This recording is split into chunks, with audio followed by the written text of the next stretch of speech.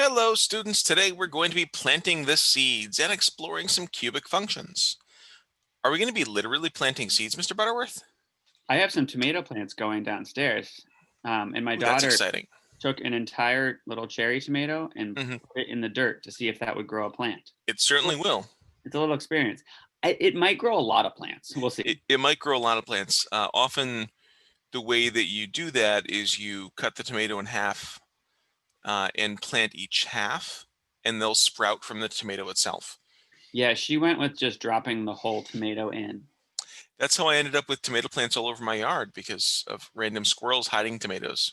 Mm. It Yeah, it'll happens. be interesting because this was sealed, so we'll see. Peppers, you can do that too as well. Mm. Both tomato seeds and pepper seeds like a little bit of whatever their vegetable is rotting in order to help them germinate. Got it. Cool. We're supposed to use the distributive property as our warm up. All right. Do you want to start from the top and I'll start from the bottom? Sure. I feel like we've done problems like this before. I So feel we like got we have. a 2a minus 1, 5 plus a. I'm going to distribute this a into this piece first. So I'm going to get 2a squared minus a, 5 plus a. And then, much like Mr. Carlson's about to do, I'm going to double distribute right there and right there. So that's 10a squared plus 4a cubed. And then I'm going to distribute here minus 5a. And then I'm going to distribute here, which is going to be minus a squared. Minus a squared. And if I clean that up, I have 10a squared minus a squared, which is 9a squared. But I don't want to write it off. Mr. Carlson's doing the same thing. He double distributed out the w minus 3, w to the w and the w to the 3, and then the negative 2 to the w and the negative 2 to the 3. Got w squared plus 3w minus 2w minus 6.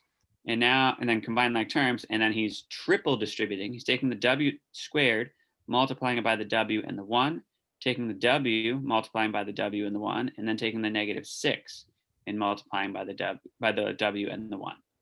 Whew, that was a lot. That is a lot. And now I'm combining some like terms to make my final expression. Love it. Oof. I don't think we need to do the other ones. I think Yeah, they I can was handle it. I was gonna say I think those are good for them to practice on their own. So yeah. So we're going to be talking about cubic functions. We're spending a lot of time talking about quadratic functions. Now we're going to be talking about cubic functions.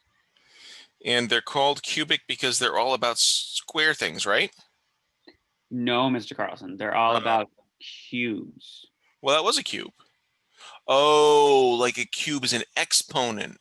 Yes. So we say that x Cube. to the third power is x cubed. Yes. And that's where that word comes from. Okay, I get it now. Now we are kind of going to be making a shape kind of what like what you did. So what we're doing here is we have the Plant a Seed Planter Company produces planter boxes. To make the boxes, a square is cut from each corner of a rectangular copper sheet. The sides are bent to form a rectangular prism without a top. Cutting different size squares in the corners results in different size planters.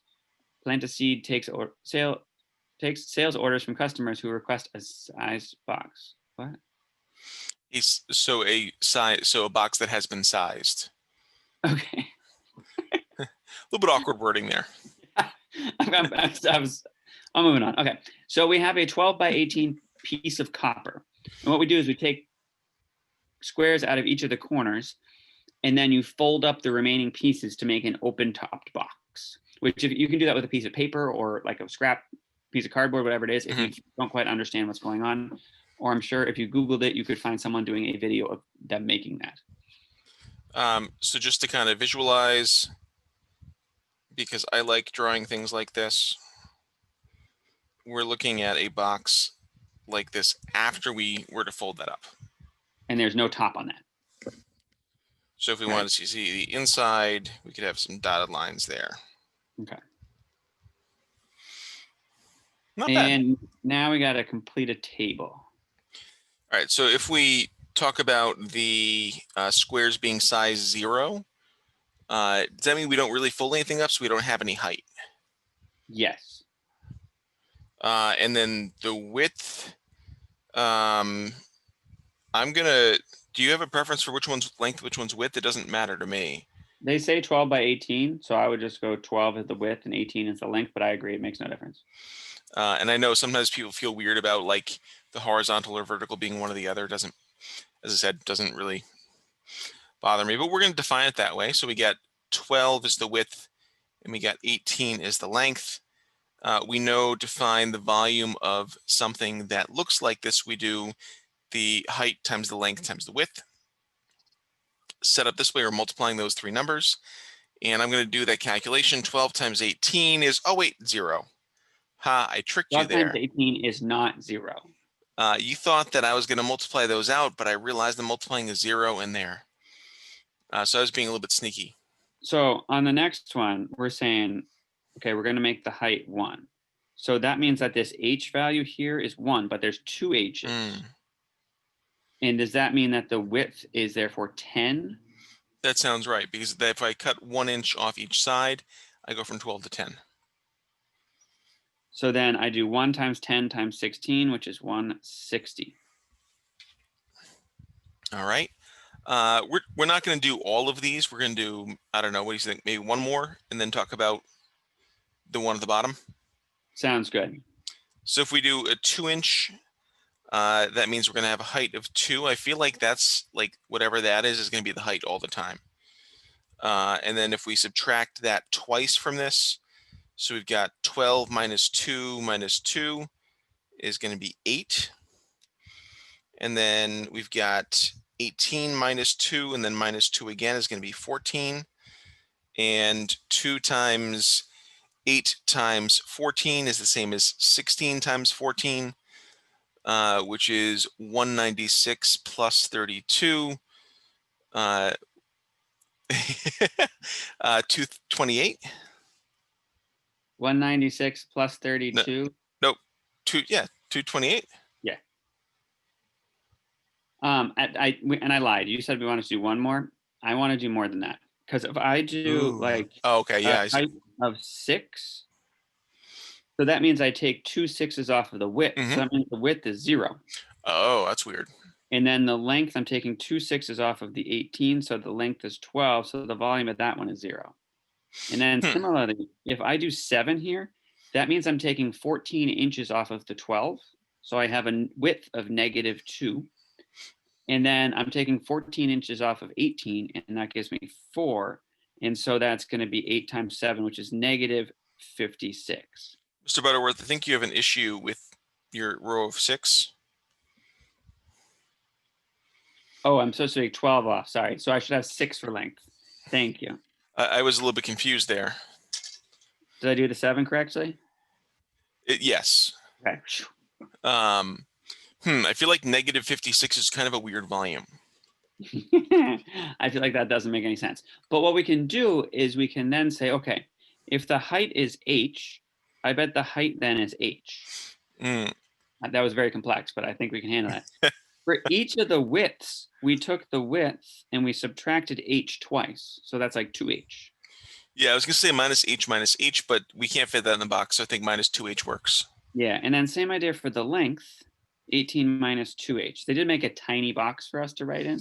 It's true. And then for that box, I'm just going to write it over here in this big white space we have, because in order to do it, we multiplied those 3 pieces.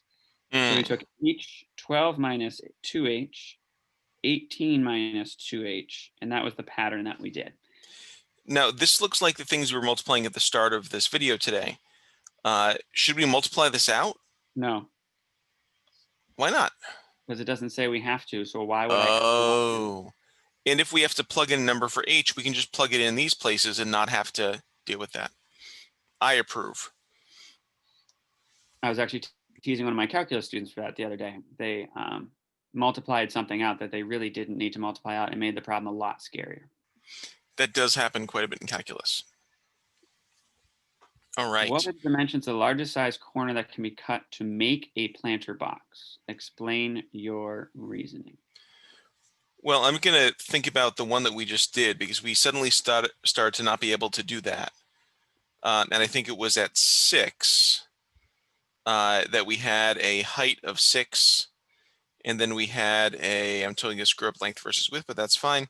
A length of 0 and a width of, was it 18, so 6? Yeah, you did flip width and length, but it doesn't matter. I don't know what you're talking about. Those are totally within length. And that made that the volume was 0 for that. Before that point, we were okay. And then after we had the negative thing. So we know 6 doesn't actually work. But just before we get to 6, it would be okay. Does that have to be 5? In my mind, no. I don't know if that's what they're asking us, but I would go with no. It's got to be a little less than 6, because if we do a little less than 6, we'll have some height. Now, having like a height of, even a quarter of an inch doesn't really make any sense. If you're putting dirt in there, like, okay, you put a quarter inch of dirt, that doesn't do anything for you. My daughter had a little fairy garden that had about that much dirt, and things started to grow really well, but then they just died because there was nothing for them to grow into. So I would say the largest size corner you could cut would be 6 by 6. But if you do that, you don't actually have a planter box. Sure. So I would say, I mean, and they say explain your reasoning. So I would accept a 5 by 5, because then you have a height of an inch. Yeah, I think that's fair. And I think that's what the explaining part kind of noted or lets us deal with for that. Actually, I said height, I meant width. But yes, you have a dimension of a little bit. But you could do 5.5. Like, there's no reason I can't cut not full inches. And looking at number 3, we already did this. We just didn't call this. So this is V of H. The volume based on our height is going to be that height times the 12 minus 2H times 18 minus 2H. So this would be a function for the volume based on height. That looks like it's in factored form. It is in factored form indeed. Ooh, look at this. Is this the same function we created? It is. That's really exciting. I'm going to rewrite that. V of H is equal to H times 12 minus 2H times 18 minus 2H. I have a feeling we'll be writing that a bunch over the next few pages. We could copy and paste that. So we have Luis, who said, or Lewis, I don't know how this person says the name. The graph increases, then decreases. It is a parabola. That seems a little bit simplistic, because just because something increases and then decreases doesn't mean we have a parabola. I would agree with the statement you just made, because if I have something like this, that's not a parabola. It's true, because it's like pointy, not curvy. Yeah. And then the next one says, Ahmed says the graph lacks a line of symmetry, so it can't be a parabola. I like the way that Ahmed is thinking there in terms of this idea of symmetry. We've talked a lot about parabolas and symmetry. And I feel like for Lewis, it's not enough to say that it's just that, but the fact that we can't say, okay, here's my vertex, my line of symmetry, and this should, if it were a parabola, kind of be matching that other side. So I feel like of these two, Lewis is a little bit off in their thinking, and Ahmed is okay with that. I'm okay with that statement. Heidi, my sister. Oh, I didn't even realize this is part of the same thing. The graph curves back up. So this looks like a window issue, where Ahmed and Luis picked a shorter window. Heidi extended that window, must be because she's a math teacher. And we see a little bit more of that curve. So we see that we go up, we go down, we come back up. And I think that reasoning makes sense too. So given our thumbs up, thumbs down, and we know when we see this, that means we have to decide if things are incorrect or correct. We did some reasoning there. I like it.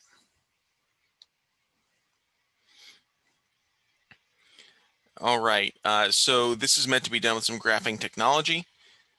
I believe Mr. Butterworth is going to get that ready for us. All right, so Mr. Butterworth has made this graph for us. I just want to point out that these are referring to the window of your graph. So if you're in Desmos, you can press that's the wrench, right? The graph settings, Yes, that is what I pressed. the wrench or the spanner. Those are your X values, and these are going to be the Y values that they want you to use for your window. If you're not sure what Mr. Carlson's talking about, I'm pasting a picture. If you press the wrench here, it will open up this, and I change the numbers here, -10 to 15, and then -400 to 400. By the way, that is what a wrench looks like. That is true. If you don't know what a wrench is, that would be hard to figure out. All right, so key characteristics of this graph. I'm going to start with the ones that we've talked about before. We've got some intercepts, and if you have Desmos open, you can do this a lot easier than I can here, but those are nice numbers. We got x-intercepts or zeros at x equals 0, 6, and 9. Those are places that we cross the x-axis. Look at you. Whatever, it's a slightly different size. We'll have to erase those dots. So we can see those pretty clearly now. That's our y-intercept as well. We've talked about max and min values. Like, these are not quite a vertex in terms of a parabola. We often call them turning points instead. And without more math than you have, you don't calculate these by hand. These, in order to figure out what they are, take some calculus. You don't have that, that's okay. But we have Desmos, and that lets us basically click and tell us what that max value is. And we know we don't have a parabola in part because of the shape of the curve, but with a parabola, remember, between the two zeros was the vertex, like exactly between. So if I had a 0 at 0, 0 and 6, 0, the vertex would have to be at 3, 0, but the vertex here is at that 2.354 number. Right. That's another evidence of this is not a parabola. I think they would also, based on what they said on the previous page, like us to talk about the increasing, decreasing nature of this. Sure. So increasing, we have a word for, or we have a phrase that we often use that for. We call that things that appear to have a positive slope. Technically, this graph doesn't have a describable slope because it's not a line, and only lines actually have slopes. So we need another word for that. And anywhere this graph going from left to right appears to be going up, generally in that direction, we're talking about this being increasing. So to me, the first place this is increasing looks like everywhere from off the graph, and just going to keep going in this direction, up until we get to this 2.354 number. And this is a good place to start talking about actually part C, where they talk about the domain of the function, because you just drew that arrow that goes off to infinity, which if we're talking about kind of a general function, Desmos would agree with you, it keeps going. But since we're talking about this specific function, we don't care about anything before 0 because that has no meaning. You mean we can't cut a square that has a negative length out of a box? That would be a wackadoodle thing. Oh. We also don't care about anything beyond 6 because that doesn't have any meaning either. So the graph that Ahmed and Luis had on the previous page was actually a good one because it only showed the stuff we cared about. So our domain, those are our x values, or in this case, h values that we care about, are 0 to 6. And I'm going to put this because I think that notation we're more comfortable with. And actually, I'm going to get rid of the equal to portion of these. Because we can't actually have a box of 0 height. It doesn't make sense. Right. And it says, is the domain the same or different in terms of the context of this problem? So in the context of this problem, 0 to 6 is the only thing that makes sense. So if we're talking about the domain of the function overall, that's the stuff you crossed out. Yes, that would be all of it. So if you don't have the context of the problem, we have to like consider this keeps going on forever and ever and ever. And we'd have to say something like going from negative infinity, which is how we say going on forever to the left, which is going to be less than h is less than positive infinity, which is how we say going on forever to the right or up, depending on if we're talking x or y. But again, because we have some kind of a real world context to this, this is not so useful. This is really helpful to us. And then same idea for D. D talks about range. Range is y value stuff. So domain x values, range y values. Okay. They are alphabetical, if that's helpful. D comes before R, X comes before Y. It's an true. Easy connection. So as Mr. Carlson said, same idea for the range. If we're talking about the overall total function, that would be negative infinity is less than v of h, which is less than infinity. But And if we're that's talking because that about this goes down specific problem, and up forever. yeah, if we're talking Okay. about this specific problem, we can't be less than 0. In fact, we can't be 0 because talk with 0 volume doesn't mean anything. And the biggest we can be, which actually gets us back to B, we're doing this all sorts of wackadoodle order. Our maximum value, we'll just call 228.162. That's an approximation because there's more numbers after the 162. That's actually the maximum volume of the planter box. Okay, so we found the max volume, which is the 228.162. And whatever units these are squared, I don't remember, inches? I think they're inches, yeah. It was 12 by 18 inches.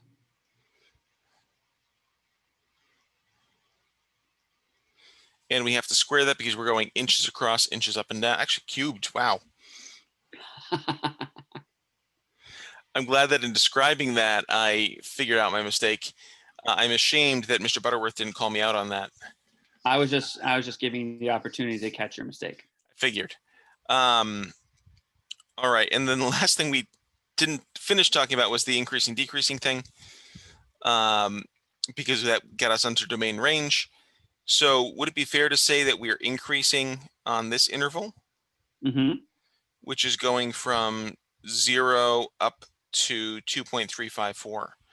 To talk about things increasing and decreasing, we talk about them with regards to where they are based on x values.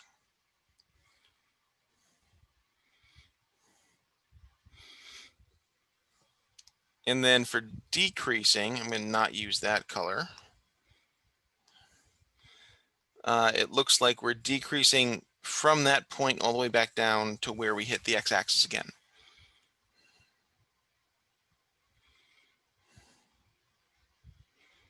So we're still basing that all on x values, right? We are. And again, for anything that we're talking about in terms of characteristics of the graph, with the exception of range, we're generally going to be using x values to talk about that. And I did not include the 6 and the 2.354 in either of them. Don't worry about whether you do or not. That's like a totally different. Say you're really going to go there. And a half. Nope. I'm go to gonna the next page. You skip the x values. You can stay here. It's fine. Doesn't really matter. Skip the x values. The x-intercepts. So the last part says what are the x-intercepts Oh. represent the problem situation. So the 0, the 6, and I guess the 9. The 9 doesn't matter, but the 0 and the 6 represent the most you could cut out or the least you could cut out. But if you do either of those, you have no volume. And I mean, the 9 does that too, but we'd already be in like negative values for the width based on that. So that would zero out the height, but then we'd end up with 2 negative. Nope. Brain exploding. Bye. We can go to the next page now. Let's see what they got. Did it not go there on yours? Oh, no. That's fun. Is this where we awkwardly stare at each other and like crack some jokes? It is. Magically, it reappears. And we're back. Look at us. Okay. So this gives some of the language that we talked about in terms of a relative maximum is the highest point around the points that are near it. Same for a relative minimum. That would be somewhere down here. And that's pretty much all that this is really talking about, is introducing some vocab and kind of talking a little bit about this graph as a whole. Yeah, I mean, if I were you, I would read through it and come ask us questions if you don't understand what they're talking about. There is one piece on here that's useful, where we can talk about a customer ordering a box of 100 cubic inches, but did not specify the height. When we know the volume is on the y-axis, we can use that to figure out what heights we could make that, which may be the next Go to the next question. page and yeah, go to the next page and they'll have it for you. Oh, So they look. drew in that horizontal line y equals 100, which you could do on Desmos, and you can figure out the intersection on Desmos. So you're saying that if we made, I don't know, y equal to whatever that equation for v of h is, and then you made a second equation equal to 100, you could click and find out what these are pretty easily. Yes, that's exactly what I'm saying. Excellent. I accidentally pasted it on 3 pages, but that's what you would do. Well, I'm glad that we have that there. So if a customer wanted a volume of 100, it could either be at 0.541 inches or at 4.761 inches. I feel like one of those makes sense and one of those doesn't really make sense for planting things. You mean a height of almost 5 Yeah. inches? No, the height of half an inch probably does Doesn't. not make a good planter. Yeah. Especially out of copper, but I don't want to go there. Just smile and nod, my friend. And so on the next slide, which Mr. Carlson may or may not have gone to already. I did. Will you That's hurry up fine. and get there, computer? Oh, there it goes. I see the, oh, there we go. It says to do exactly what we just said. So Desmos can do that for you. We already talked about you can have 2 different size planter boxes. In terms of real life stuff, I agree a half an inch tall planter doesn't make any sense. If you've never planted anything, you don't understand that, and that's okay. Yeah. We're not going to ask you kind of necessarily the real world context of those. Right. And I mean, like a half-inch deep pan could work for like baking a cake. Not so much for planting much. Some things will do okay in that, but not a lot. Some flowers might. Alfalfa, maybe. Things, sprouts. They want a variety of planters with a volume of 175. Determine the planter box dimensions that they can create. Show and explain your reasoning. So, Mr. Carlson, what do you think they should do here? I would go to Desmos, which I'm hoping that while I talk for a while, you're doing already. And I would graph our function that we've been using a heck of a lot as one line. I would graph 175 as the other line. So then when that shows up, we can automatically say, okay, this crosses here and here. And thank you for also clicking the third one. I appreciate that. So obviously there are 3 different places that make sense, right? No, that's why I picked the third one. And I'm putting the equations that I put just so that y'all know what I put. I put the third one because it doesn't make any sense. So you should ignore that. Oh, because we said that the only parts of this graph that make sense for this particular context, that's got real bad there, were the parts that went up to there. Yes. Because then we have negative lengths, and no, that doesn't make sense. Right. So our 2 answers are going to be, wait, what do they want? They want the planter box dimensions. So we got to be careful. We got to answer the question. So since they want the planter box dimensions, we can't just say the 1.149. We got to then find the length and width of that. So we're not going to do that for you. Y'all can do that. You take the 12 and you subtract 2 times 1.149, and the 18 and you subtract 2 times 1.149, and that'll get you the dimensions of that first thing. And then we do the same thing with the height of 3.783? Yes. Cool. Which you could actually, if we get fancy on Desmos, you could do on Desmos and it could do it for you. It was 1.149. And if I screenshot this quickly for you, what I did is I named the function f of x. I just picked a letter. And then I could put in f of 1.149 and it will tell us what the answer is right here. You mean the The volume of That's it? the total volume to verify that. You could do that for each of these functions too, the 12 minus 2x and the 18 minus 2x. You could write those as separate things also. I think that's a little harder, but you can use Desmos to help you. You If could you, also do like h equals 1.149. The next line down, do 12 minus 2h. yes, And that might be a little bit easier. yes. It'll make something called a slider that then you could change to 3.783 pretty easily. But cool. So can Oh, no longer complete an interns order. are the worst. Spilled coffee. What? This is why no one should drink coffee. Ooh, so now we have a base area. That's interesting.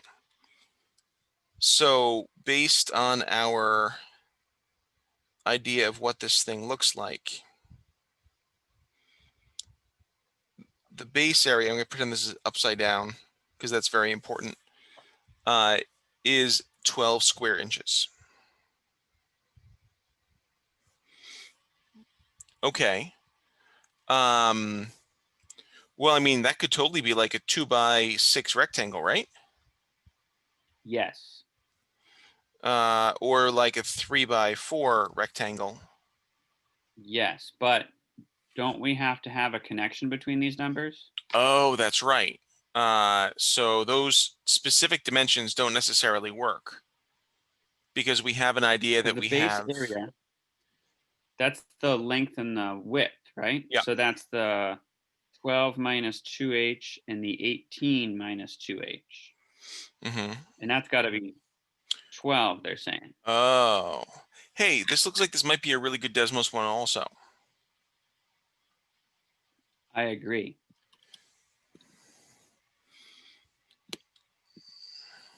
And so if I put that into the Desmos, I was too lazy to change the scale super well, so pardon the scale. But it gets me these numbers. Hmm. And while Mr. Carlson talks, I'll put down what I put into Desmos. Okay. So we graphed this, which makes that parabola that we can only see a little bit of, and graphed y equals 12. And where those intersect, those are the values that work for this. So it could be a height of 5.209, and that would work. Or it could be a height of 9.791. And when I say that, hopefully your answer is, Mr. Carlson, you're doing it again. Because we know that any height beyond 6 would give us negative length or widths. We can't use that. So we've got the height of 5.209. We need the dimensions. So again, you could plug that into the 12 minus 2h and 18 minus 2h and get those dimensions. It's true.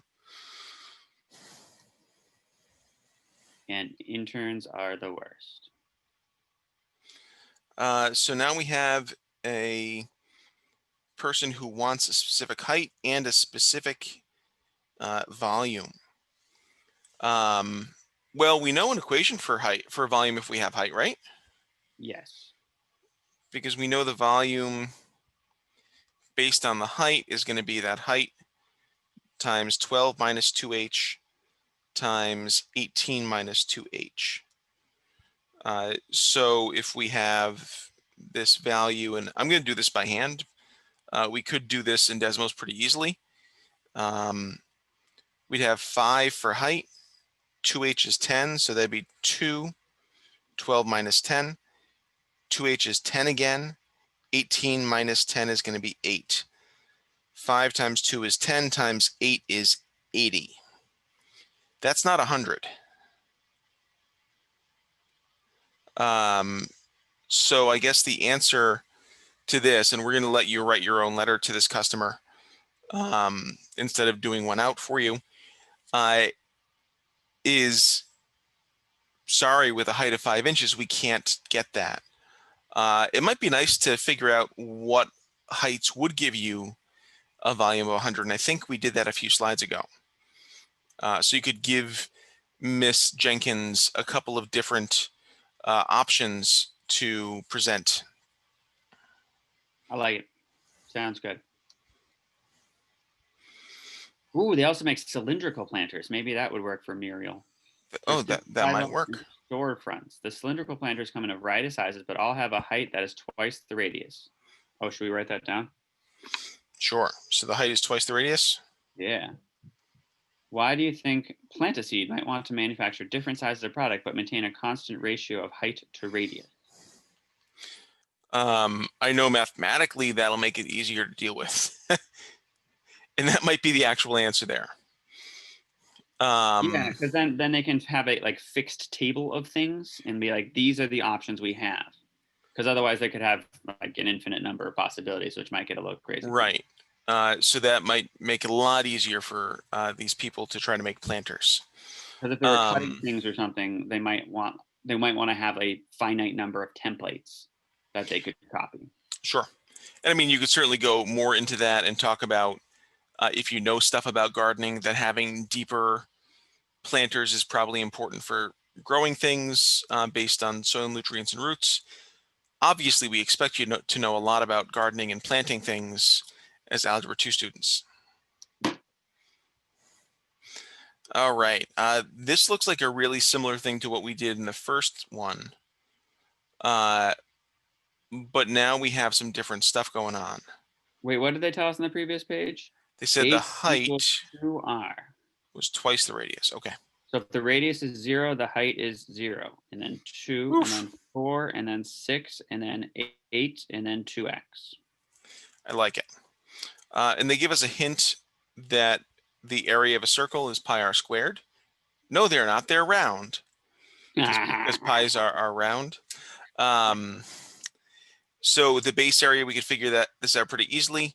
That would be pi times 0 squared. Pi times 1 is 1. Pi times 2 squared is 4. Pi times 3 squared is 9. Pi times 4 squared is 16.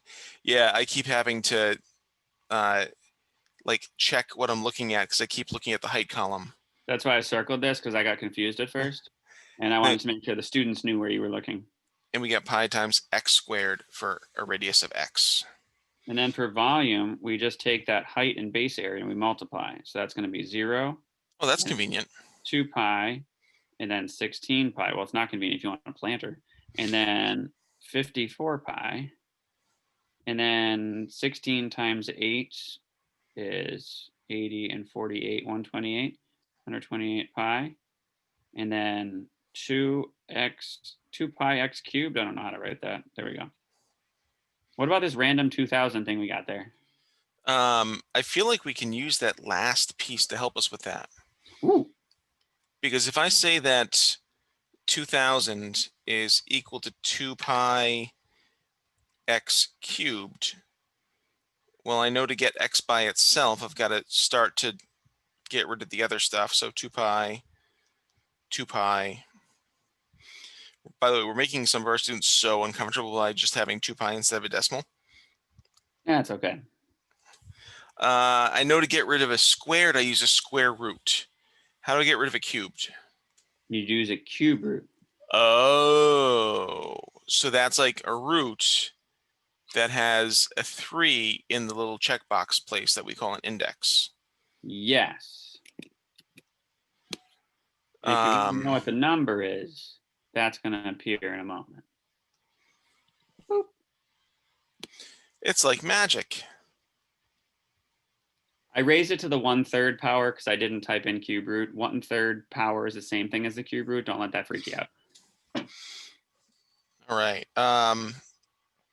So to determine the volume when we're given the radius, I feel like we found the height by doubling it. We found the base area by using the area of a circle. Then we multiplied those numbers together.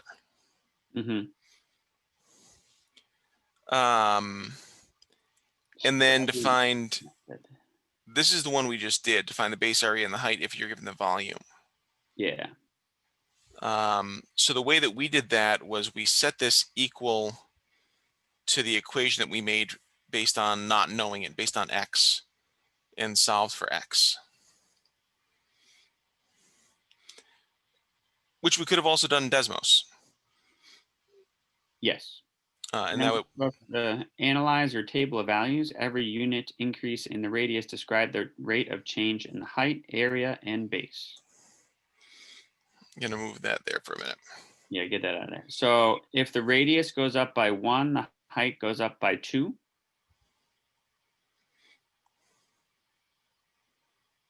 The base area goes up by a radius.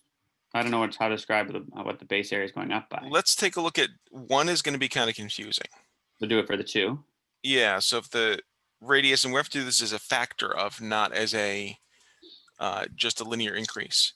So if we say that radius goes up by, let's say, times 2. Oh, I'm making it confusing. It says the rate of change of the height and then the area of the base and the volume of the planter. So is that just saying the rate of change of height and then how do you find the area of the base and how do you find the volume? Or do they want rate of change of all those?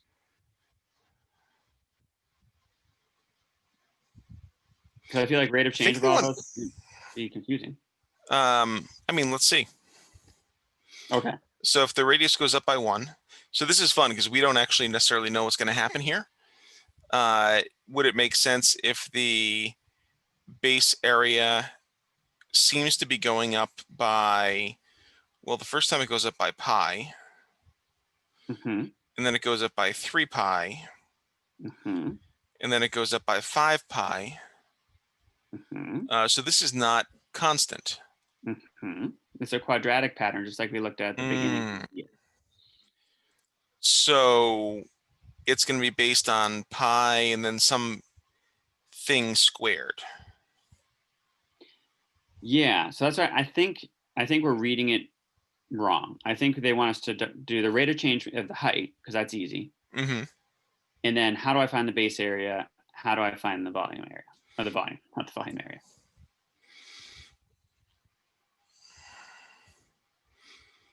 So in other words, the same thing we did for question B? I think so. I'm still not convinced, but that's okay because that's the ask that we're looking at there is really based on the pattern stuff that we were talking about quite a bit ago now. And the problem is that we can't talk about increasing by 1 each time. It has to be based on the comparison to the previous radius. I mean, it's just kind of that is the pattern thing we did.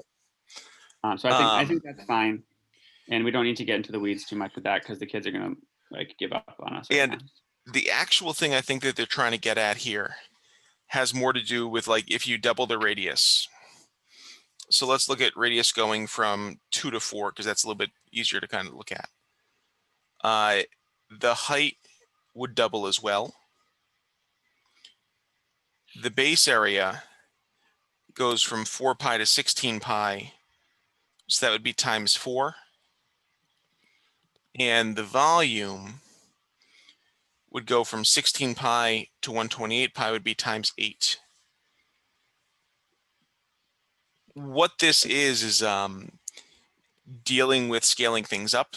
And if you're doubling something that's a length, it ends up multiplying it times 4 because we have a squared volume or a squared number for the area.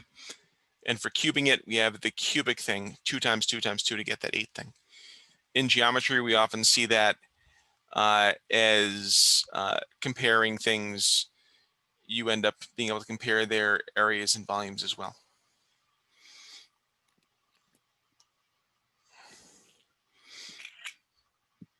All right. Looking at the next one. Oh, look. Oh, is that what from the previous page? Yeah, that's it. They were asking us to graph all those. So blue is, thank you. I was about to write all that stuff. I did it all for you, friend. So they just want you to sketch and label those things. You can just use Desmos to help you out. And I mean, if you can screenshot it there, that's fine. Or you can just, it's not too bad, a graph. You have a parabola, you have a line, and you have a cubic function. So that cubic one is the one that looks like this. Yes, and I'm glad you chose green because it was in green. That was on purpose.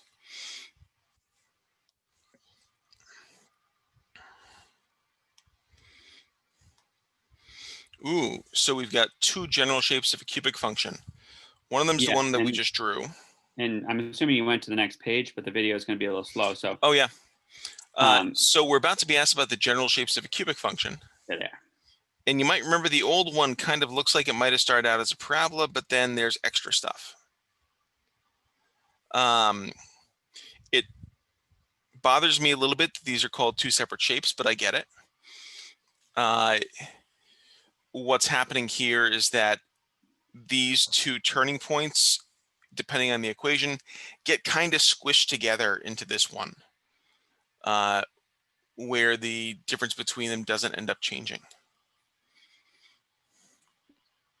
Cool.